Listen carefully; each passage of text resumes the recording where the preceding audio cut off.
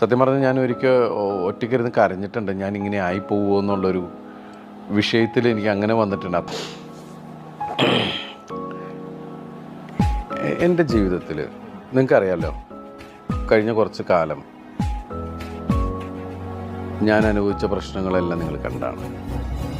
ശരിക്കും ഞാൻ ആ കുറച്ച് നാൾ പ്രശ്നങ്ങൾ, അത് പിന്നെ കോർട്ട് വരാന്തകൾ, വക്കീലിൻ്റെ ഓഫീസുകൾ എന്നൊക്കെ പറഞ്ഞ് നിൽക്കും. വളരെ സാധാരണ ഞാൻ ഒറ്റയ്ക്ക് പോയിട്ടിങ്ങനെ ഇരുന്നിങ്ങനെ അതിനെ ഫേസ് ചെയ്യുക. ഇങ്ങനെ എന്താണ് ഒരു പിടിയില്ലാണ്ട് പോകുന്ന ഒരു കുറേ കാര്യങ്ങളുണ്ട്.